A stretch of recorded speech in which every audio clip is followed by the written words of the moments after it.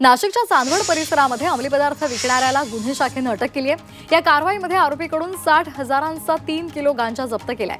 या प्रकरणामध्ये चांदवड पोलिसांमध्ये गुन्हा दाखल करण्यात आलाय।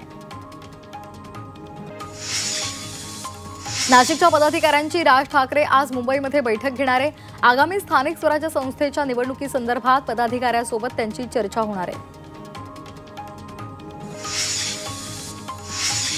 रायगडच्या अलिबाग तालुक्यामध्ये सीनारमन्स प्रकल्पासाठी पाणी पुरवठा योजनेचं 400 कोटी रुपयांचं टेंडर हे अखेर रद्द झालंय। ही योजना शेतकऱ्यांना विश्वासात न घेता सुरू करण्यात आली होती, त्यामुळे खारेपाट शेतकरी संघटनेनं मोर्चा स्थगित केला। याचबरोबर 28 गावांना फिल्टर पाणी देण्याचं आश्वासन सुद्धा देण्यात आलंय।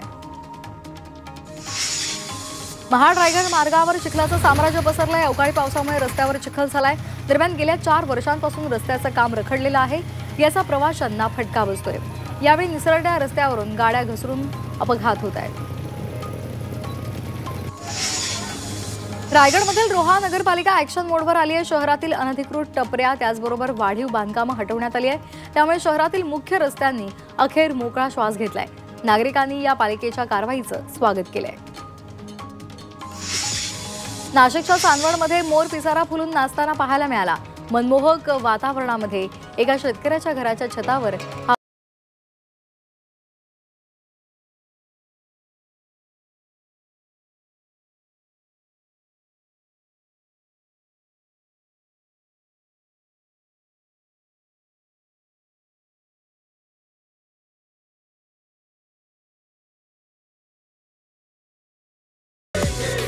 पालघरमध्ये सफाळे विकास कृती समितीकडून बस स्थानकाजवळ आमरण उपोषण करण्यात आलं। पश्चिम रेल्वेच्या सफाळे रेल्वे स्थानकाजवळच्या पूर्व आणि पश्चिम जोडणारा उड्डाणपूल गेल्या महिन्यामध्ये बंद केला। या विरोधात सफाळेकरांनी सफाळे विकास कृती समितीच्या नेतृत्वाखाली उपोषण केलं। नाशिकच्या येवल्यामधील 1682 कांदा उत्पादक शेतकरी कांदा अनुदानापासून वंचित आहेत। कांद्याला कमी हमीभाव मिळत असल्यामुळे सरकारनं 2022 या वर्षामध्ये कांदा उत्पादक शेतकऱ्यांना प्रति क्विंटल 350 रुपये अनुदान देण्याची घोषणा केली होती। मात्र काही शेतकऱ्यांचे पंचनामे उशिरा सादर झाल्यामुळे शेतकरी अनुदानापासून वंचित आहेत। भिवंडीमध्ये कामवारी नदीला जलपर्णीचा विळखा बसलाय। या नदीमध्ये मोठ्या प्रमाणात कचरा टाकला जात असल्यामुळे नदीचा नाला झालेला आहे आणि तरी सुद्धा प्रशासन याकडे दुर्लक्ष करते असा आरोप नागरिक करतायत। रायगडमधील रेवदंडा पोलिसांनी कल्याणच्या गोविंदवाडी परिसरातून एका तांत्रिक बाबाला अटक केलेली आहे। मुलीची प्रेम प्रकरणातून सुटका करण्यासाठी 21 विटा वेगवेगळ्या विहिरींमध्ये टाकण्याचा सल्ला या तांत्रिक बाबांना एका दाम्पत्याला दिला होता आणि त्यामुळे पोलिसांनी तांत्रिक बाबावर जादूटोणा विरोधी कायद्याअंतर्गत गुन्हा दाखल केला आहे। जालन्यातील भोकरदन शहरामध्ये एका महिलेला ट्रॅक्टरनं धडक दिल्यामुळे भीषण अपघात झाला। या अपघातामध्ये या महिलेचा मृत्यू झालाय। या प्रकरणामध्ये पोलीस ठाण्यामध्ये गुन्हा नोंदवण्यात आलाय।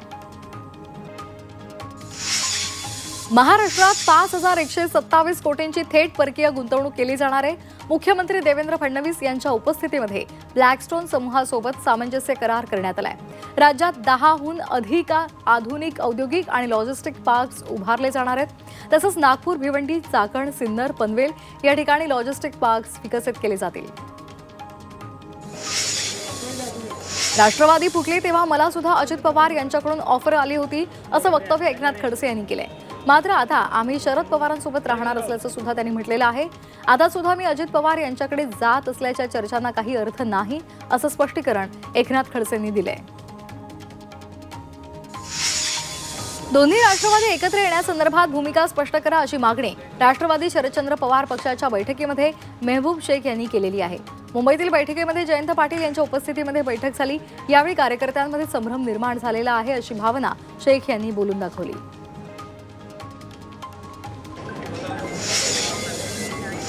शिक्षक भरती घोटाळा व्यापमपेक्षा मोठा घोटाळा असल्याचा आरोप माजी गृहमंत्री अनिल देशमुख यांनी केलाय। नागपूरमध्ये 1058 बोगस शिक्षक आहेत। 30 लाख रुपये घेऊन शिक्षकांच्या नियुक्त्या केल्या जातात असा दावा सुद्धा त्यांनी केलाय। या घोटाळ्याची निवृत्त न्यायाधीशांमार्फत चौकशी केली जावी अशी मागणी सुद्धा त्यांनी केली आहे।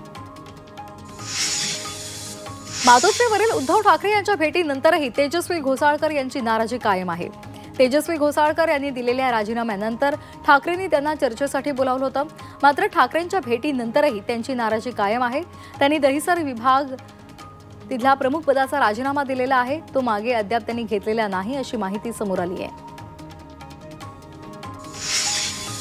राज्यातील घरकुल बांधकाम करणाऱ्या लाभार्थींना जवळच्या वाळू डेपोमधून वाळू देण्यासाठी घरपोच रॉयल्टी पावती देण्याचे निर्देश महसूल मंत्री चंद्रशेखर बावनकुळे यांनी दिलेत। तसंच 8 दिवसांमध्ये रॉयल्टी घरपोच न मिळाल्यास तहसीलदार जबाबदार असतील असंही त्यांनी सांगितलंय।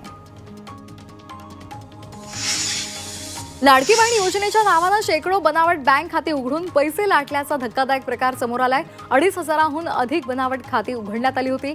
या बँक खात्यांचा सायबर गुन्हे करण्यासाठी वापर केला जात असल्याचा प्रकारही समोर आलाय। या प्रकरणामध्ये 4 जणांना अटक झाली आहे। पंतप्रधान नरेंद्र मोदींवर खासदार संजय राऊतांनी टीका केली आहे। त्या टीकेनंतर बबनराव लोणीकर यांनी राऊत यांचा समाचार घेतलाय। संजय राऊत यांच्या डोक्यावर 2-5% परिणाम झालेला आहे असं लोणीकर यांनी आरोप करताना म्हटलंय। त्याचबरोबर राऊतांना वेड्याच्या इस्पितळात दाखल करावा असा हल्लाबोल सुद्धा लोणीकरांनी केलाय। दिल्लीच्या मुख्यमंत्री रेखा गुप्ता यांनी नागरिकांच्या तक्रारी जलद आणि प्रभावी निराकरण करण्यासाठी नवा उपक्रम हाती घेतलाय। त्यांनी संपूर्ण डीएम आणि एसडीएम आणि सब रजिस्टर्ड कार्यालयांमध्ये तक्रार पेट्या बसवण्याच्या सूचना दिल्यात। तसंच तक्रारी सहजपणे नोंदवण्यासाठी डिजिटल पर्याय सुद्धा उपलब्ध करून दिलाय।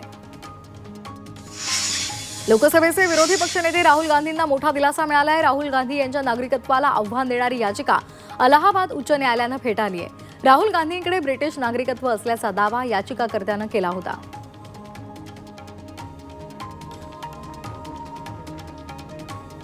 ठाण्यातील घोडबंदर मार्गावरील भाईंदरपाडा उड्डाणपुलाचं लोकार्पण उपमुख्यमंत्री एकनाथ शिंदे यांनी केलेलं आहे। यावेळी स्थानिक आमदार आणि परिवहन मंत्री सुद्धा उपस्थित होते।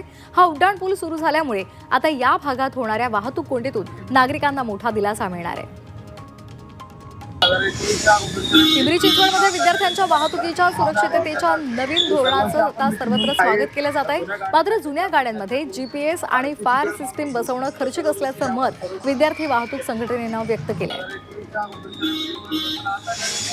कल्याण परिमंडळामधील महावितरण यंत्रणेला अवकाळी पावसाचा फटका बसलाय। वादळी वाऱ्यासह मुसळधार पाऊस झाल्यामुळे महावितरणचं मोठ्या प्रमाणात नुकसान झालंय।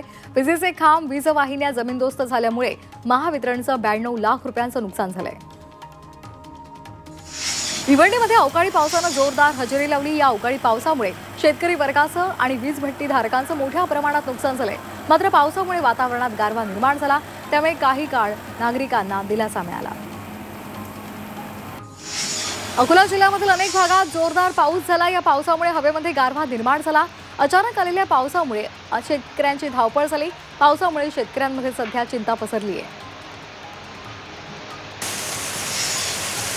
वाशिम जिल्ह्यामधील अनेक भागात जोरदार पाऊस झालेला आहे। या पावसामुळे खरीप हंगामासाठीची शेतीची मशागतीची कामं आता वेग घ्यायला मदत होणार आहे।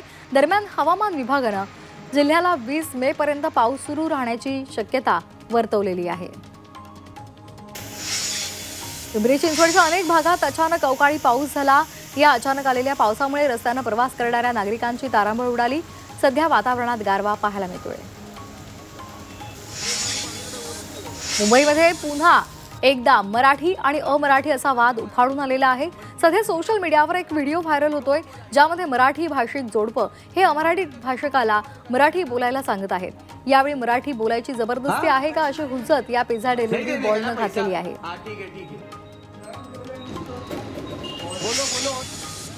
नाशिकच्या मालेगावमध्ये युद्ध काळामध्ये पाकिस्तानच्या वेबसाईट सर्च केल्याच्या संशयावरून एटीएसने एका तरुणाला ताब्यात घेतलेला आहे। एटीएसने तरुणाची 6 तासांपेक्षा जास्त कसून चौकशी केलेली आहे। आझादनगर गुरुवार वॉर्ड या भागातून या तरुणाला ताब्यात घेत त्याचा मोबाईल सुद्धा जप्त करण्यात आलाय। एटीएसच्या या कारवाईनं मालेगावमध्ये सध्या खळबळ उडाली आहे। मुंबईच्या शिवडीमध्ये एका व्यक्तीच्या गहाळ झालेल्या मोबाईलमधील सिम कार्डच्या मदतीनं बँक खात्यातून 6.5 लाख रुपये काढल्याची घटना घडली आहे। बँक अधिकाऱ्यांना खातं तपासलं असता 1 ते 3 मे या 3 दिवसांमध्ये यूपीआयद्वारे पैसे काढल्याचं आल्याचं लक्षात आलं। मोबाईल हरवल्यानंतर सिम कार्डचा वापर करून ही फसवणूक झालेली आहे। हिंगोलीमध्ये एकानं एसटीत बस थांबवली आणि वाहकाला मारहाण केलेली आहे। लोखंडी रॉडनं बसच्या काचा सुद्धा फोडलेल्या आहेत। तुळजाभवानी मंदिराच्या पुजाऱ्यानं मंदिर संस्थानच्या कार्यालयाची तोडफोड केली। मद्यधुंद अवस्थेमध्ये असलेल्या या पुजाऱ्यानं संस्थानच्या अधिकाऱ्याला शिवीगाळ सुद्धा केली आहे। या प्रकरणामध्ये पुजाऱ्याविरोधात तुळजापूर पोलीस ठाण्यामध्ये गुन्हा दाखल करण्यात आला आहे।